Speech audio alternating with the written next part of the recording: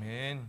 복된 주일, 하나님께서 우리에게 주신 말씀은 마태복음 1장입니다. 1절부터 16절까지의 말씀 함께 교독하겠습니다. 제가 먼저 읽겠습니다. 아브라함과 다윗의 자손 예수 그리스도의 계보라. 아브라함이 이삭을 낳고 이삭은 야곱을 낳고 야곱은 유다와 그의 형제들을 낳고 유다는 다말에게서 베레스와 세라를 낳고 베레스는 헤스론을 낳고 헤스론은 람을 낳고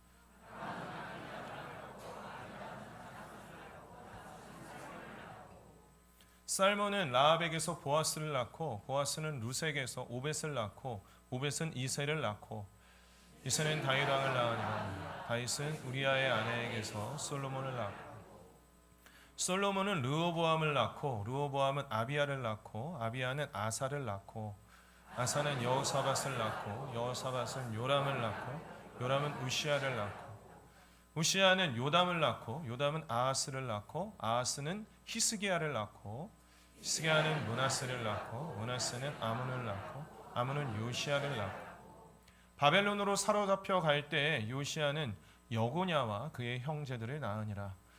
바벨론으로 사로잡혀 간 후에 여고냐는 스알디엘을 낳고 스알디엘은 스룹바벨을 낳고 스룹바벨은 아비웃을 낳고 아비웃은 엘리야김을 낳고 엘리야김은 아소르를 낳고 아소르는 사독을 낳고 사독은 아킴을 낳고 아킴은 엘리웃을 낳고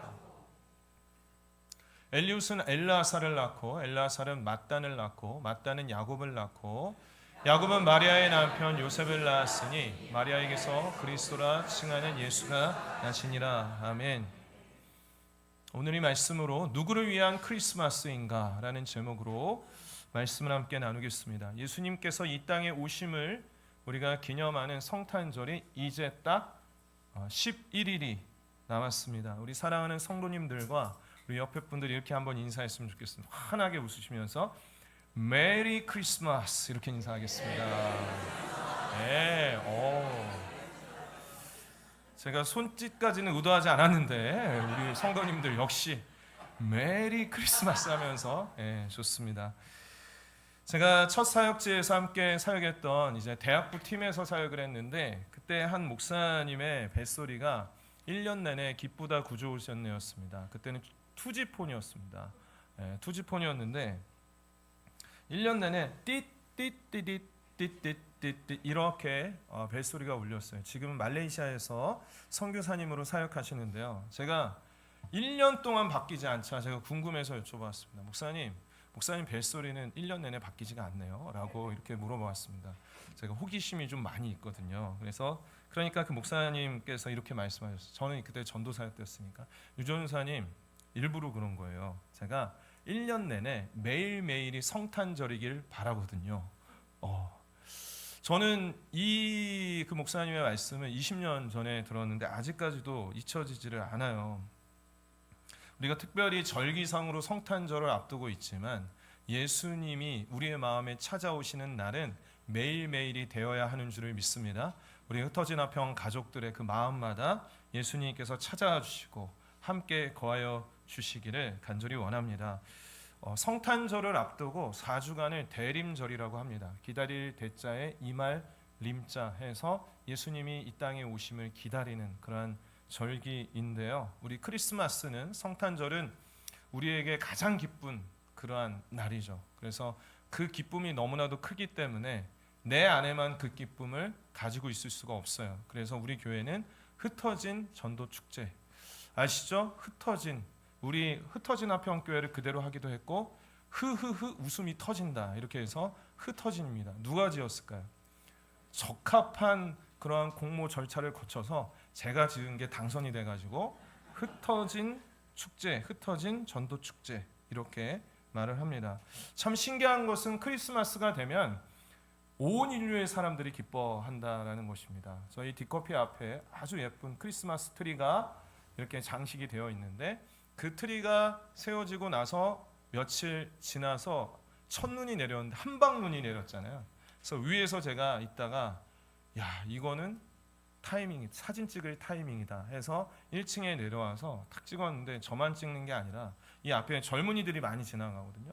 다 사진 찍고 있고 저도 이제 그 사진을 푸사로 변경을 했는데 왜 이렇게 크리스마스는 이렇게 온 인류가 기뻐할까요? 그리고 크리스마스가 되면 가장 먼저 찾아오는 곳은 스타벅스인 것 같아요. 스타벅스에 가면 11월 말 정도 벌써 빨간색, 초록색으로 이렇게 데코를 해가지고 벌써 굿즈도 나오고 하면서 우리가 크리스마스가 텀블러 사는 날인가? 이렇게 착각할 수도 있는데 여러분 그런 날이 아니죠. 어린 아이들이 선물을 기다리는 설레이는 날이기도 하고 아니면 로맨틱한 날을 기대하는 그런 연인들의 날이기도 하고 많은 상품을 팔아서 대박 나고자 하는 한몫 잡고자 하는 상인들의 날이기도 하지만 크리스마스는 그러한 자들을 위한 것이 아니죠. 크리스마스는 누구를 위한 것일까요? 오늘 본문 말씀에 보면 우리가 읽은 예수님의 족보를 우리가 읽었습니다. 이 예수님의 족보 안에 누구를 위해서 크리스마스가 있는지에 대해서 분명히 기록하고 있고요. 복음서는 사복음서라고 하는데 마태, 마가, 누가, 요한 복음이 있는데 각각 다 예수님에 대한 내용을 담고 있지만 대상은 다릅니다. 특별히 마태복음은 유대인들을 향한 그러한 복음서이기 때문에 처음에 이 유대인 이스라엘 민족은 아브라함에서부터 시작이 됐잖아요. 창세기 12장에 등장하는. 그래서 이 족보로부터 예수님에 대해 이르기까지 족보로 시작을 하는 의미가 있고 또 이 족보는 분명한 역사죠. 그러니까 예수님이 하나의 신화의 인물이 아니라는 거예요. 그래서 족보는 분명한 인간의 한 명 한 명 한 명 이루어지는 역사이기 때문에 예수님은 분명히 살아계신 분이시다라고 우리가 인식할 수 있겠습니다. 그런데 가장 중요한 것은 누구를 위한 크리스마스인가에 대한 답이 오늘 이 예수님의 족보에 담겨져 있다라는 것입니다. 예수님의 족보는 일반적이지는 않습니다. 우선은 당시에 남성 중심의 사회였기 때문에 여성의 이름이 족보에 등장하는 경우는 없었습니다. 그런데 오늘 이 예수님의 족보에는 5명의 여성의 이름이 등장을 하고 있고요. 또 이 족보를 어떤 위조할 정도로 굉장히 좀 더 우리 집안 되게 그럴싸해 보이고 대단한 집안처럼 꾸미기도 했는데 예수님의 족보는 사실상 드러낼 것이 없는 그러한 초라한 족보였습니다. 오늘 말씀을 통해서 오늘 예수님의 족보에 등장하는 5명의 여인들을 살펴보고 그 스토리를 함께 보면서 예수님이 왜 이 땅에 오셨는지를 함께 깨닫게 되기를 원합니다. 3절 말씀입니다. 3절 말씀에 보면 유다는 다말에게서 베레스와 세라를 낳고라고 했습니다. 아브라함에서부터 시작이 되죠. 족보가. 그래서 그때는 우리가 익숙합니다. 아브라함, 이삭, 야곱까지는 익숙하죠. 그런데 야곱 이후에 12아들에서 좀 막히죠. 12아들 중에서 예수님은 누구의 지파로 오셨나? 유다 지파로 오셨습니다. 유다는 다말에게서 베레스와 세라를 낳았는데 아주 여기에선 특별할 것이 없는 것처럼 보입니다. 그런데 여러분, 유다와 다말이 부부관계가 아니라면 이야기가 달라지죠. 막장 드라마가 되기 시작을 하죠. 그 내용을 말씀드리겠습니다. 유다는 가나안 이방 여인과 혼인을 하게 됩니다. 하나님의 명령에 불순종한 것이죠. 이방 여인과 혼인을 하는 것이 문제가 되는 이유는 그 이방 여인이 가지고 있는 이방 음란한 문화들 그리고 이방인들이 섬기는 우상들이 흘러 들어오기 때문에 그렇습니다. 아니나 다를까 이 유다가 세 아들을 낳았는데 이 아들들이 너무나도 죄악을 행하고 하나님 보시기에 너무나도 안타까워요. 그래서 너무나도 그들을 살려둘 수가 없었기 때문에 첫째 아들, 둘째 아들 다 하나님께서 죽이십니다. 그리고 이 유다의 아내도 죽게 돼요. 그러면 이 집안에 누가 남았습니까? 우선은 유다가 남았고 그 다음에 첫째는 결혼을 하고 죽었거든요. 첫째 며느리가 남았고 셋째 막내 아들이 남았습니다. 이렇게 세 가족이 남게 되었습니다. 그러던 어느 날 양털을 깎는 날이 그 당시에는 그 팔레스틴 지방에서는 가장 축제의 날이었습니다. 양털도 얻을 수 있고 그래서 굉장히 축제 같은 그런 분위기에서 유다가 정말 어이없는 죄악을 범하게 되는데 길거리에서 매춘부를 만나서 동침을 합니다. 그런데 그 매춘부와 동침을 하면서 화대를 지급을 염소 새끼를 하기로 합니다. 근데 뭐 염소 새끼를 맨날 들고 다니는 거 아니잖아요. 그러니까 그 가지고 있는 소지품을 담보물로 주고 나중에 염소 새끼로 바꿔주겠다 이렇게 이야기를 하게 되는데 그 담보물로 맡긴 것이 뭐냐면 그가 가지고 있었던 유다의 도장과 지팡이를 맡기게 되죠. 그리고 그 이후에 이 유다가 친구에게 부탁을 합니다. 염소 새끼를 주면서 내가 사실은 이러이러했는데 그 길가에 가면 그 매춘부를 만날 수 있을 거야. 그러니까 이 염소 새끼를 주고 내가 담보물로 맡긴 거 그거 좀 갖다 줘라고 친구에게 부탁을 해요. 그러자 그 친구가 그 길가에 가서 찾아보았는데 그 매춘부를 도저히 찾지를 못합니다. 그러자 유다가 이렇게 말합니다. 창세기 38장 23절 말씀에 보면 유다가 이르되 그로 그것을 가지게 두라. 우리가 부끄러움을 당할까 하노라. 내가 이 염소 새끼를 보냈으나 그대가 그를 찾지 못하였느니라. 무슨 말입니까? 매춘부와 동침한 것이 자랑도 아니고 유다와 뭐 어쩌고 뭐 이러 하면서 매춘부요? 막 하면서 찾아다닐 수가 없잖아요. 혹시 유다하고 막 하면서 그렇게 매춘부를 찾아다니고 나면 뭐 완전히 부끄러운 소문이 나게 되니까 아유 그냥 뭐 찾지 못했으니까 그냥 담보물은 없는 셈 치고 그냥 더 이상 찾지 말라라고 하고 그 사건은 일단락되고 지나가게 됩니다. 그렇게 석 달이 지나게 되는데요.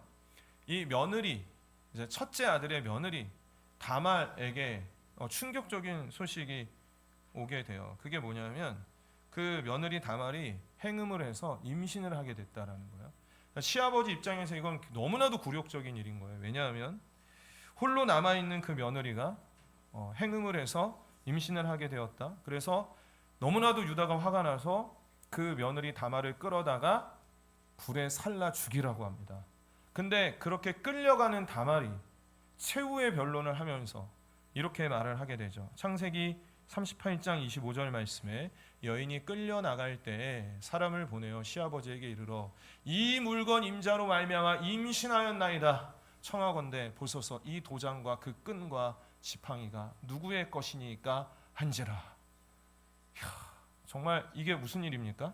그러니까 유다가 그 길가에서 만나서 행음을 하고 동침을 한 그 매춘부가 그 며느리였던 거예요. 저보다 잘 아시네요. 며느리였던 거예요. 그러니까 이 며느리가 이렇게 분장을 하고 시아버지하고 동침을 하게 된 거예요. 그러니까 유다는 얼마나 깜짝 놀랐겠어요. 야, 이 죄악된 여인을 데려다가 불살라 죽이라고 했는데 그 여인을 그리고 게다가 며느리를 임신시킨 것이 자기 자신이라는 것을 알게 되었을 때 그 유다의 죄악이 다 드러나게 되었죠. 그러면 이 며느리 다말은 왜 그렇게 매춘부로 위장까지 하면서 시아버지와 동침을 했는가? 그것은 또 원인은 유다의 하나님의 말씀에 대한 불순종에 있습니다. 그 유대인들의 풍습에 하나님께서 정해주신 것인데 계대 결혼이 있습니다. 첫째가 이제 하나님께 죽임을 당했어요. 근데 계대 결혼은 뭐냐면 그 형수하고 그 시동생하고 혼인을 해서 대를 이어가는 거예요. 근데 둘째하고도 혼인을 했는데 둘째 아들도 죽었다고 그랬죠. 그러니까 이제는 셋째하고 또 혼인을 시켜야 되는 거예요. 유다는 이 하나님의 말씀에 순종하지를 않았어요. 왜냐하면 셋째 막내까지 죽으면 어떡하나라는 생각에 그 계대 결혼을 시켜서 결혼을 그 대를 이어가지 못하게 하니까 이 다말이 자기가 대는 이어가야 되겠고 생각해낸 것이 매춘부로 위장을 해서 시아버지하고 동침을 해야 되겠다 해가지고 그렇게 자녀를 낳게 된 것입니다. 그렇게 해서 자녀를 낳게 된 것이 바로 누굽니까? 베레스와 세라를 낳게 되었다라는 것입니다. 그러니까 이 예수님의 족보가 얼마나 여러분 더러운 족보입니까? 그 안에 매춘이 있고 근친 상간이 있는 족보입니다. 두 번째 여인을 보도록 하겠습니다. 5절 말씀인데요. 두 번째 여인은 살몬과 라합이라는 여인입니다. 라합과 살몬이 보아스를 낳았다라고 했습니다. 보아스. 이 라합이라는 여인은 여호수아 2장에 등장을 하는데요. 여호수아 2장 1절 말씀에 보면 눈의 아들 여호수아가 시딤에서 두 사람을 정탐꾼을 보내어 이르되 가서 이 여리고 성에 정탐꾼을 보냅니다. 역시 여호수아가 정탐꾼 출신이다 보니까 이 어떠한 전략을 가지고 여리고 성을 공략하기 위해서 정탐꾼을 보냈는데 그 정탐꾼들이 어디로 들어가냐면 라합이라는 기생의 집에 들어갑니다. 거기서 딴 의도가 있었던 것 같지는 않고 어떠한 그곳이 정보통이 많고 이 여리고성에 대한 소식들을 들을 수 있는 곳이었기 때문에 기생 라합의 집에 들어가게 되었죠. 그런데 이 기생이라는 것도 바로 매춘부를 가리키는 것입니다. 뭇 남성들에게 자신의 몸을 내어주는 그러한 여인이 바로 이 라합이었습니다. 근데 이 라합의 집에 그쪽 여리고 성의 정보도 첩보도 만만치 않았어요. 그래서 이 이스라엘 민족 중에 그 정탐꾼이 숨어들었다라는 그 소식을 듣고 사람들이 들이닥치게 되는데 라합의 정보통이 더 빨랐던 것 같아요. 그래가지고 옥상에다가 그 두 정탐꾼들을 숨겨주면서 딱 들이닥쳤을 때 목숨을 걸고 그자들이 오긴 왔는데 성이 어두워지기 전에 성 밖을 빠져나갔으니까 지금 혹시 바로 쫓아가면 잡을 수 있을지도 모르겠다라고 하면서 둘러대면서 그 위기를 넘기게 해줍니다. 근데 기생 라합이 왜 굳이 그렇게 정탐꾼을 도와주게 되었는가? 여호수아 2장 8절과 9절 말씀에 보면 또 그들이 눕기 전에 그 정탐꾼이 옥상에서 곡식을 널어놓은 것 그 밑에 누웠거든요. 그래서 라합이 지붕에 올라가서 그들에게 이르러 말하되 여호와께서 이 땅을 너희에게 주실 줄을 내가 아노라라고 했습니다. 지금 이제 라합은 어떠한 마음, 어떠한 믿음이 있었는가 하면 하나님께서는 너희 이스라엘 민족이 섬기는 하나님은 여리고 성을 무너뜨리는 심판하시는 하나님임을 그 믿음이 있었던 거예요. 그러니까 이 라합은 하나님에 대한 믿음이 있었죠. 믿음이 있었습니다. 그래서 지금 이제 그 이스라엘 민족을 출애굽을 시켜주고 홍해를 건너게 하고 여리고는 요단강 서편인데 요단 동편에 있는 민족들을 벌써 싹쓸이하고 넘어왔거든요. 그러니까 지금 하나님은 참된 신이고 여리고 성도 무너질 텐데 그러면 나도 죽고 우리 가족도 죽을 텐데 그러면 소망은 누구에게 있어요? 하나님밖에 없잖아요. 그러니까 이 정탐꾼을 숨겨두고 우리 가족들을 좀 살려달라고 하자. 그 행동에는 하나님을 향한 믿음이 있었던 것이죠. 그래서 히브리서 11장에도 기생 라합의 이름이 등장합니다. 같이 한번 읽겠습니다. 시작. 믿음으로 기생 라합은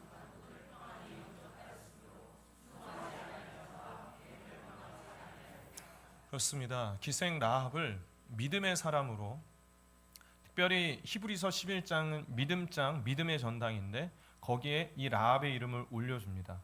그래서 그가 비록 매춘부였고 또 그의 연약함이 있을지라도 심지어 고민이 되는 부분이 뭐냐면 그 정탐꾼을 숨겨줄 때 거짓말했잖아요. 그 거짓말한 거는 분명한 죄악이고 잘못된 것인데 매춘부이면서도 거짓말을 했지만 하나님께서는 그의 믿음을 또 인정해 주셨던 것을 보게 됩니다. 이 부분에 대해서는 참 이해되지 않은 부분도 있어요.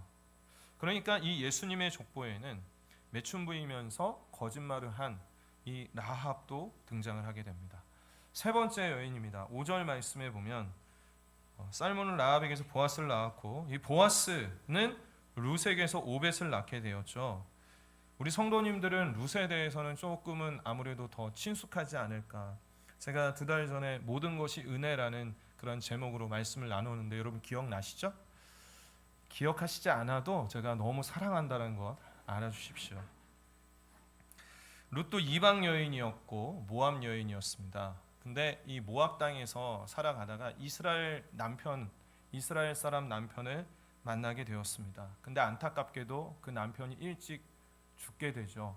근데 그 집안에 남자들이 다 죽습니다. 시아버지도 죽고 시동생도 죽게 됩니다. 그래서 며느리 둘과 시어머니 이 세 여인만 남았는데 룻이 아닌 다른 이 며느리는 살 길을 찾아서 떠났고 룻은 시어머니 나오미를 따라서 베들레헴으로 돌아오게 됩니다. 베들레헴은 이 나오미의 고향이었습니다. 근데 베들레헴으로 오게 되었지만 딱히 두 과부가 그 당시의 사회에서는 진짜 할 수 있는 것이 아무것도 없고 굉장히 힘들었습니다. 그래서 룻이 할 수 있는 게 딱 한 가지 있었는데 추수가 끝난 그 빈 밭에 가서 떨어진 이삭을 줍는 것이었습니다. 그날도 그렇게 정말 막막함을 가지고 내가 이삭을 좀 몇 알이라도 주우면 어머니와 함께 시어머니와 함께 오늘 끼니를 때울 수 있을까라는 아주 가느다란 소망을 가지고 이제 이삭을 줍는데, 그런데 하나님께서 그 룻을 그냥 두지 않았습니다.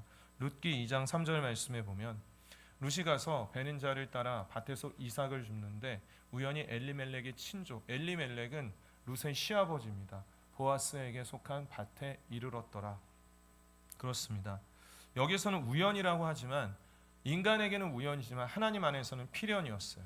그래서 오늘 우리가 이 자리에 있는 것, 함께 예배드리는 것도 하나님 안에서는 또 필연인 줄을 믿습니다.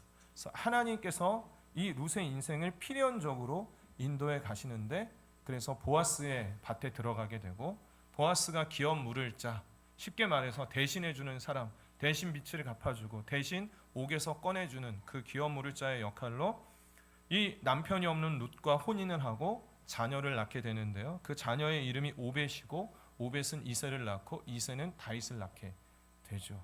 그렇습니다. 그래서 이 예수님의 족보에는 이 룻이라는 여인, 가난하고 아무것도 할 수 없는 그러한 연약한 인생도 등장합니다. 네 번째 여인입니다. 6절 말씀입니다. 이새는 다윗 왕을 낳으니라. 그렇게 다윗 왕이 태어나게 되고, 근데 다윗은 우리아의 아내에게서 솔로몬을 낳고. 자, 6절 말씀을 보시면 뭐가 좀 이상하지 않습니까? 뭐가 이상합니까? 다윗은 누구에게서 솔로몬을 낳았대요? 우리아의 아내에게서. 자신의 아내에게서 아이를 낳아야죠. 그런데 우리아의 아내에게서 아이를 낳았다라는 것입니다. 이 우리아는요, 다윗의 아주 귀한 충신이었습니다. 그런데 어떠한 일이 있었던 것일까요? 사무엘하 11장 2절 말씀에 보면 저녁 때에 다윗이 그의 침상에서 일어나 왕궁 옥상에서 거닐다가 그곳에서 보니 한 여인이 목욕을 하는데 심히 아름다워 보이는지라. 다윗이 저녁 때 침상에서 일어났다고 했습니다. 늦잠 꾸러기였을까요? 뭐랄까, 그 당시에는 이제 팔레스틴 지방이 너무 더워서 낮잠을 자는 그러한 문화가 있었다고 합니다. 그래서 다윗은 아마도 낮잠을 자고 일어나지 않을까 싶습니다. 그래서 왕궁에서 테라스에서 산책을 뭔가 이렇게 바람을 쐬다가 한 여인, 목욕하는 여인을 보고 심히 아름답게 보였습니다. 이 심히 아름다웠다라는 단어는 하나님께서도 천지를 창조하고 창조 때마다 하나님이 보시기에 좋았더라라는 단어와 동일한 단어예요. 그런데 하나님이 보시기에 좋은 것은 아름다운 창조물을 내고 모든 것들을 주관하시는 일에 쓰이는 단어인데, 사람이 볼 때, 다윗이 볼 때 좋은 것은 죄악이 꼬리에 꼬리를 물고 생겨나게 됐죠. 그러니까 여러분, 우리가 누가 볼 때 좋은 대로 행해야 될까요? 하나님이 보시기에 좋은 대로 행해야죠. 그러니까 인간이 볼 때, 내가 볼 때 좋은 것만 하면 그 끝에는 죽음이 있습니다. 하나님이 보시기에 좋은 것을 분별해야 되는 것입니다. 다윗은 그가 보기에 좋은 대로 행했습니다. 그래서 무슨 일이 일어났어요? 그 밧세바를 데려다가 간음을 합니다. 동침을 합니다. 그렇게 되고 얼마 지나지 않자 자신의 아이를 갖게 된 것을 알게 됩니다. 다윗에게는 큰일이었습니다. 우리아의 아내이기 때문에, 우리아는 자신의 충신이기 때문에 불명예스러운 것이 될 수 있었어요. 그래서 이 우리아가 전쟁터에서 돌아오게 되자 고생했으니까 집에 가서 좀 쉬어라, 며칠 좀 묵었다 와라 라고 합니다. 왜 그랬을까요? 집에 가면 부부가 동침을 하게 되고 자신이 그 밧세바를 범했다라는 사실을 은폐하고 싶었던 것이죠. 그런데 우리아가 얼마나 충신이었냐면, 내 같은 동료들 군사들이 지금 왕궁을 지키면서 힘들게 자고 내가 어떻게 집에 들어가겠냐라고 하면서 왕궁을 함께 지킵니다. 그러자 다윗이 어떻게 해요? 그 우리아를 요즘으로 말하면 총알바지, 맨 앞에, 아주 위험한 전쟁의 맨 앞에 화살바지로 보내가지고 우리아를 죽여버리게 되죠. 그러니까 살인을 행한 것입니다.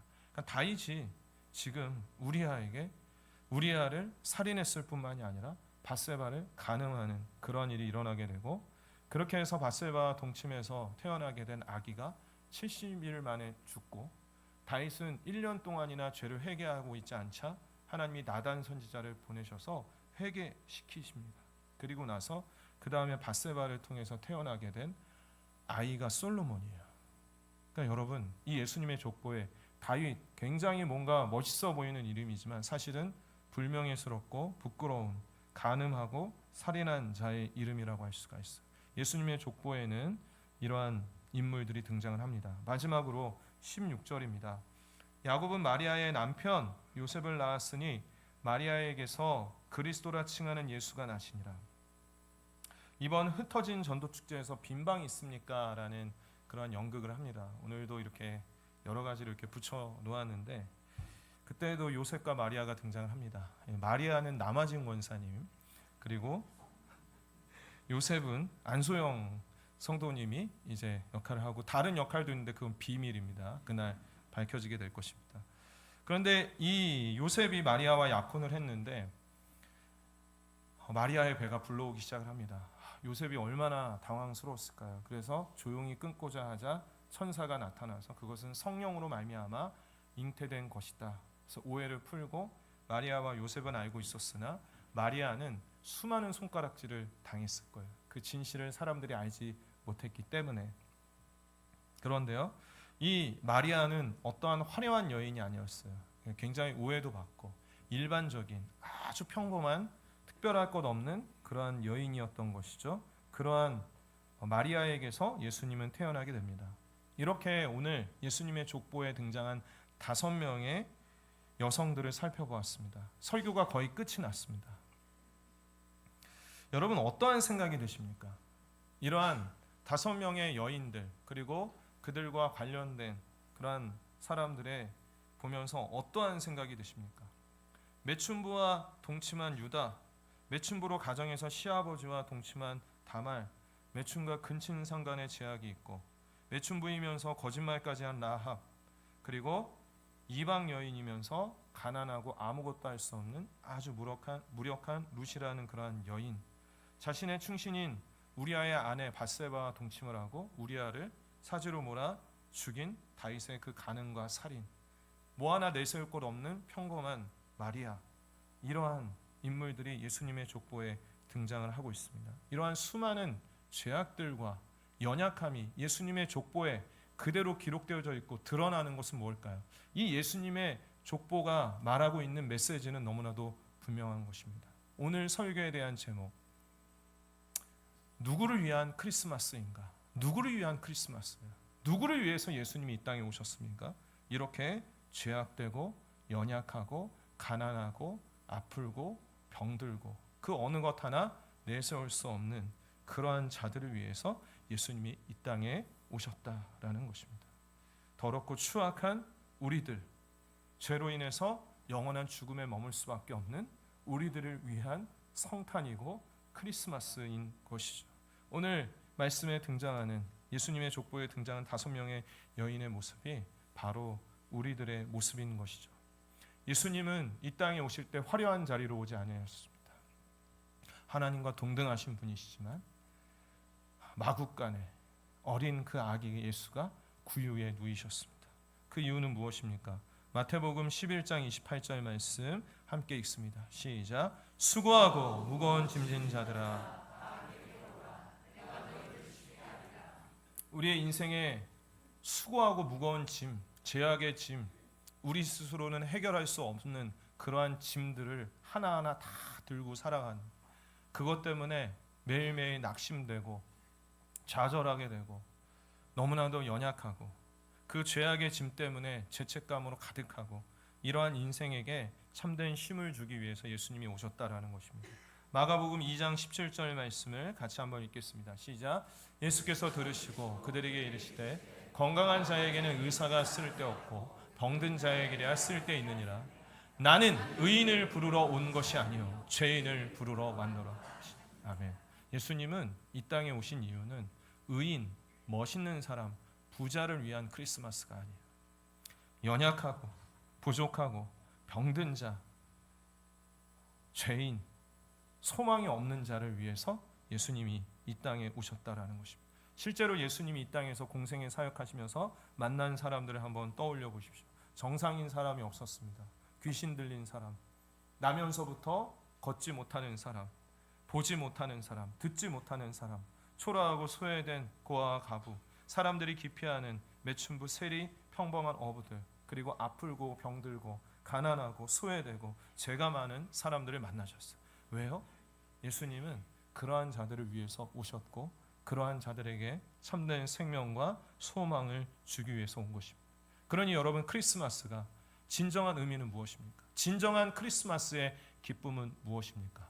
이러한 연약한, 이렇게 죄악된 나를 위해서 예수님이 이 땅에 오셨으니 얼마나 기쁘지 않을 수가 있겠어요. 얼마나 감사한 일입니까? 그래서 우리에게는 크리스마스는 진정으로 기쁜 날이 될 수 있는 것이죠. 메리 크리스마스. 함께 기도하겠습니다. 우리 다 같이 함께 오늘 말씀을 기억할 때, 우리 기도할 때요, 예수님께